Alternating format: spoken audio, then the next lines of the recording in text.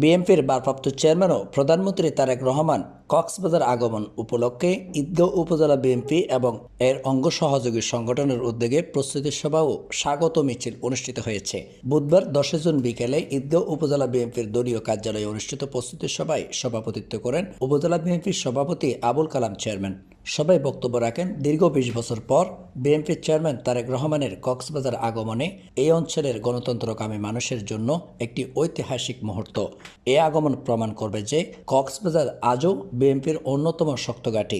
জনগণের অধিকার ও ভোটাধিকার পুনরুদ্ধারে তারেক রহমানের নেতৃত্বে আমরা সবাই ঐক্যবদ্ধ। উপজেলা ছাত্রদল নেতা আনিসুর রহমানের সঞ্চালনায় অনুষ্ঠিত সভায় বক্তব্য রাখেন উপজেলা বিএনপির সাধারণ সম্পাদক সেলিম মাহমুদ, সাংগঠনিক সম্পাদক মোহাম্মদ আব্দুল শুকুর, ফোক্কালী বিএনপির সাবেক সভাপতি আক্তার উদ্দিন বাবুল, সাবেক সাধারণ সম্পাদক ও ইউপি চেয়ারম্যান মোহাম্মদ আলমগীর তাজনী, সাবেক মেম্বার মুজাম্মল হক, ইসলামপুর ইউপির সাবেক সভাপতি হারুন রশিদ দাদা, ফোক্কালী ইউনিয়ন বিএনপির সভাপতি এইচ.এম. সেলিমুল্লাহ, সাধারণ সম্পাদক মোহাম্মদ ইসমাইল, চেয়ারম্যান প্রার্থী হামিদুল হক, শ্রমিক দলের সাবেক আহ্বায়ক আবু তাহের মুন্না, মুক্তার আহমদ ও ওয়াহিদুল আলম কোম্পানি, যুব দলের আহ্বায়ক কামাল হোসেন, সদস্য সচিব বেলাল উদ্দিন, আবু হেনা মুজিবুর রহমান, ছাত্রদল নেতা সোহেল রানা, নুরুল হুদা নকশা এবং কৃষক দলের ওমর ফারুক সহ বিএনপি ও সহযোগী সংগঠনের বিপুল সংখ্যক নেতাকর্মী। প্রস্তুতি সভা শেষে বর্ণাঢ্য স্বাগত মিছিল বের করা হয়।